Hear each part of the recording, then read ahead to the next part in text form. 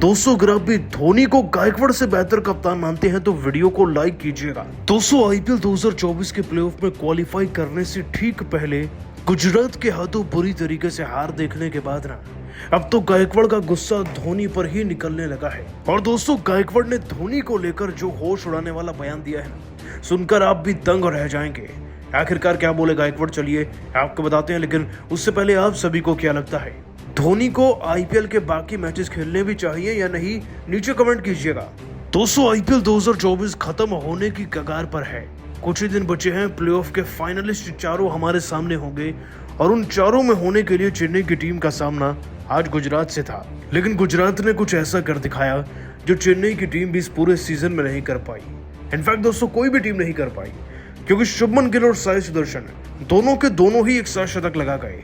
104 run जहां 200 गिल ने लगाए तो 103 रन साई सुदर्शन बना गए, जिससे कि टोटल 231 बन गया। और 232 चेस करने के लिए वैसे तो चेन्नई की टीम के पास अनेकों बल्लेबाज हैं, बहुत सारे ऑप्शंस हैं, लेकिन जहां अजिंक्य रहाणे, रचिन रविंद्र एक रन पर आउट हुए, ऋतुराज गायकवाड़ 0 पर आउट हुए, तो बैलेंस पूरा बिगड़ गया टीम का। बीच में मोइन अली और डेरिल मिशेल की अर्धशतकीय पारियां जरूर आई, जिनसे थोड़ा तूफानी मिजाज बना भी था।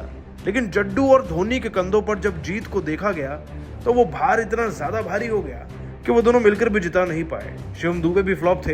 हाँ, धोनी के 11 गेंदों में 3 छक्के 1 चौके के साथ 26 रन जरूर दिखे, लेकिन वो केवल एक पैसा वसूल इनिंग थी। इससे चेन्नई की टीम को कोई जीत नहीं मिली और अल्टीमेटली दोस्तों गुजरात ने मैच को जीत लिया। वो भी कोई ऐसे वैसे मार्जिन से नहीं, बल्कि पूरे 35 रन के मार्जिन से दोस्तों जीती है गुजरात की टीम। और जीतने के बाद ना गुजरात की टीम तो खुश है, लेकिन ऋतुराज गायकवाड़ बहुत हैरान है और उनका गुस्सा तो धोनी पर ही निकल गया है। आखिरकार दोस्तों उन्होंने क्या कुछ कहा धोनी को लताड़ते हुए, चलिए आपको बताते हैं। दोस्तों गायकवाड़ ने हार के बाद खास तौर पर धोनी पर कहा, गुजरात के खिलाफ हमारी तैयारी तो पूरी थी, लेकिन लगता है कि हम अपना होमवर्क भूल गए। मतलब कि आज हमारे गेंदबाज ऐसे पिटे जिसकी कोई संभावना ही नहीं थी। ऐसा नहीं कि सबने मेहनत नहीं करी, प्रैक्टिस तो बहुत की थी, लेकिन सब ये भूल गए कि गुजरात की पिच होती कैसी है और इस स्लो पिच पर कैसे हमें गुजरात को ही टैप करना है। शुभमन गिल और साई सुदर्शन हमारी हार के मेन विलन है।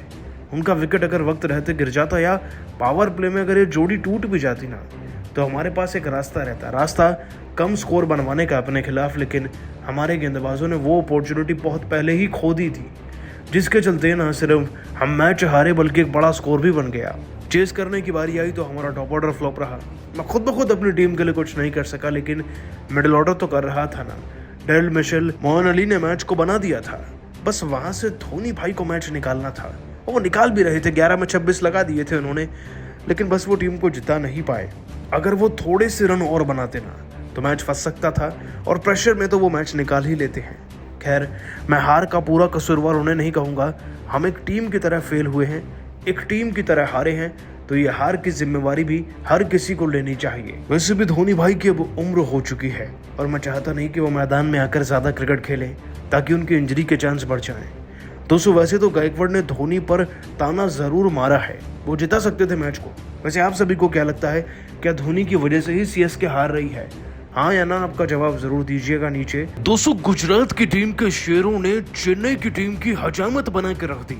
शुभमन गिल और साई सुदर्शन ने मिलकर चेन्नई की टीम के 2 टुकड़े कर दिए। धोनी भी भौचक्के रह गए और अपने घर में बुलाकर कैसे आज साई सुदर्शन और शुभमन गिल ने लगभग दोनों ने शतक लगाकर चेन्नई की टीम के पैर खच्चे उड़ा कर रखे अपनी बल्लेबाजी से।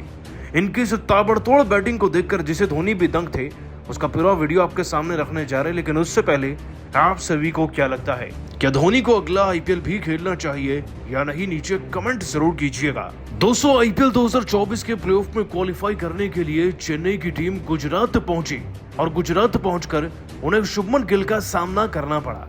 लेकिन कहना पड़ेगा कि गिल और साई सुदर्शन ही काफी थे आज चेन्नई की टीम और उनके घमंड को तोड़ने के लिए। घमंड था गुजरात की टीम को हराने का, और दोस्तों गुजरात की टीम पुराने बदले के साथ साथ नया हिसाब भी बनाना चाहती थी।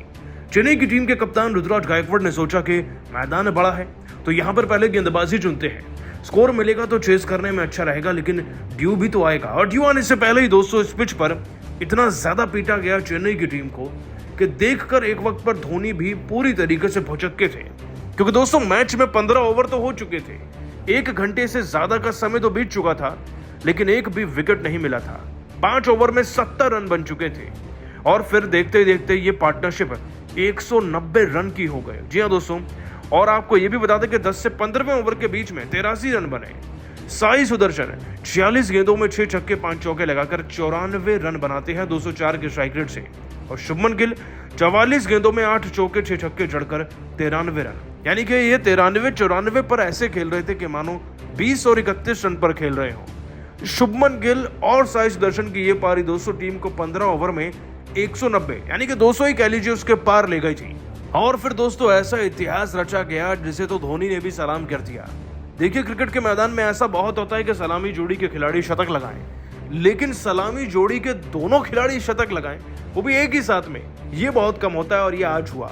T20 के इतिहास में ये बहुत ही कम हुआ है और शायद दोस्तों आईपीएल में तो पहली बार जब दोनों सलामी जोड़ी के खिलाड़ियों ने अपने अपने शतक को पूरा किया। आपको बता दें दोस्तों कि साई सुदर्शन की बात करें तो ये उनके आईपीएल के करियर का पहला शतक है। और शुभमन गिल दोस्तों वो तो पहले भी शतक लगा चुके हैं, लेकिन अगर केवल और केवल आईपीएल की बात करी जाए तो ये होता है उनके आईपीएल का चौथा शतक। दोस्तों शुभमन गिल और साई सुदर्शन ने वाकई में इतिहास तो बनाया ही है, साथ ही एक नई मिसाल भी कायम करी है। और जो T20 वर्ल्ड कप से गिल को बाहर रखा गया है ना, आज ऐसा लग रहा था कि उनके एग्रेशन को देखकर ये पुराने गिल हैं ही नहीं और उन्होंने सबको जवाब दिया है।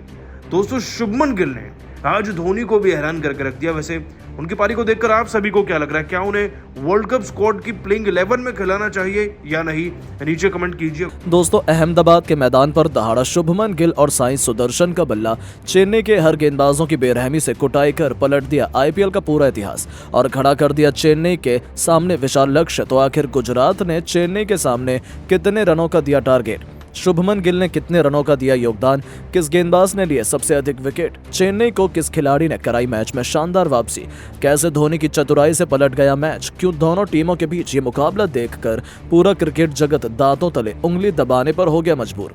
अब तक खेले गए इस रोमांचक मुकाबले की पूरी हाईलाइट तो हम आपको जरूर दिखाएंगे, लेकिन उससे पहले आपको क्या लगता है शुभमन गिल और महेंद्र सिंह धोनी में कौन है सबसे खतरनाक खिलाड़ी, नीचे कमेंट करके जरूर बताएं।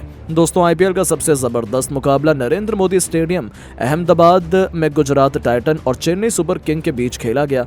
इस मुकाबले में चेन्नई सुपर किंग ने टॉस जीतकर पहले गुजरात टाइटन को बल्लेबाजी करने के लिए आमंत्रित किया और खुद गेंदबाजी करने का फैसला किया। गुजरात की तरफ से ओपनिंग की शुरुआत करने मैदान पर कप्तान शुभमन गिल के साथ साई सुदर्शन आए, वहीं चेन्नई की तरफ से पहले ओवर लेकर आए मिशेल सेंटनर बेहतरीन गेंदबाजी का नजारा दिखा रहे थे, लेकिन तभी शुभमन गिल ने इनका स्वागत तीसरी गेंद पर शानदार चौका लगाकर किया। इसके बाद भी वो रुके नहीं, पांचवी गेंद को उन्होंने खतरनाक अंदाज में छक्का जड़कर अपनी टीम के स्कोर को पहले ही ओवर में 14 रनों तक पहुंचा दिया। गुजरात की शुरुआत शानदार अंदाज में हो चुकी थी। शुभमन गिल आक्रामक अंदाज में नजर आ रहे थे। चेन्नई की तरफ से दूसरा ओवर लेकर आए तुषार देशपांडे, ये भी खतरनाक अंदाज में गेंदबाजी कर रहे थे। गुजरात के बल्लेबाजों को खूब परेशान कर रहे थे, अपने शिकंजे में कसकर रखा हुआ था। दोनों बल्लेबाज एक एक रन के लिए तरस रहे थे, लेकिन तभी ओवर की अंतिम गेंद पर शुभमन गिल ने शानदार चौका जड़कर अपनी टीम के स्कोर को 2 ओवर में 21 रनों तक पहुंचा दिया। बॉलिंग स्पेल में बदलाव करते हुए चेन्नई के कप्तान ऋतुराज गायकवाड़ ने तीसरा ओवर फेंकने के लिए गेंद शार्दुल ठाकुर के हाथ में थमाई, लेकिन इनका स्वागत साई सुदर्शन ने तीसरी गेंद पर शानदार छक्का लगाकर किया और अपनी टीम के स्कोर को तेजी से आगे बढ़ाया। ये दोनों बल्लेबाज मैदान पर पूरी तरह से सेट हो चुके थे। चेन्नई के गेंदबाजों का डटकर सामना कर रहे थे। दोनों बल्लेबाज अपना प्रचंड रूप दिखाना भी शुरू कर दिया। वहीं शार्दुल ठाकुर के ओवर की अंतिम गेंद पर शुभमन गिल ने करारा प्रहार करते हुए शानदार चौका जड़कर अपनी टीम के स्कोर को 3 ओवर में 32 रनों तक पहुंचा दिया। अब दोनों बल्लेबाज रुकने का नाम नहीं ले रहे थे। चेन्नई के हर गेंदबाजों पर टूटकर प्रहार कर रहे थे। टीम के स्कोर को तेजी से आगे बढ़ाना शुरू कर दिया था। चेन्नई की तरफ से चौथा ओवर लेकर आए एक बार फिर तुषार देशपांडे। इनका स्वागत पहले ही गेंद पर साई सुदर्शन ने खतरनाक अंदाज में छक्का जड़कर किया और अपनी टीम के स्कोर को रॉकेट की रफ्तार की तरह आगे बढ़ाया। दोनों बल्लेबाज बड़ी जिम्मेदारी के साथ टीम के रन को बढ़ा रहे थे। दोनों खिलाड़ियों का बल्ला रुकने का नाम नहीं ले रहा था। सिंगल डबल भी दिए जा रहे थे। इस ओवर से 11 रन बटोरकर अपनी टीम के स्कोर को 4 ओवर में इन दोनों बल्लेबाजों ने मिलकर 43 रनों तक पहुंचा दिया। चेन्नई की तरफ से 5वां ओवर लेकर आए एक बार फिर शार्दुल ठाकुर। इस ओवर में ये शानदार गेंदबाजी का नजारा दिखा रहे थे। अपने शिकंजे में दोनों बल्लेबाजों को बांध कर रखा हुआ था, एक भी रन बनाने नहीं दे रहे थे। दोनों बल्लेबाज एक एक रन के लिए तरस रहे थे। साधु ठाकुर और इस ओवर में केवल 3 रन दिए और पूरी तरह से गुजरात को दबाकर रख दिया। 5 ओवर में गुजरात का स्कोर केवल 46 रन बना पाया। बॉलिंग स्पेल में बदलाव करते हुए चेन्नई के कप्तान ऋतुराज गायकवाड़ ने पावर प्ले का अंतिम ओवर फेंकने के लिए उन्होंने गेंद समरजीत सिंह को थमाई और बेहतरीन गेंदबाजी का नजारा दिखा रहे थे। बाउंड्री के लिए इस ओवर में भी गुजरात के बल्लेबाज तरस रहे थे, लेकिन तभी ओवर की 5वीं गेंद पर शुभमन गिल ने समरजीत सिंह को शानदार छक्का जड़कर अपनी टीम के स्कोर को 50 रनों के पास पहुंचा दिया।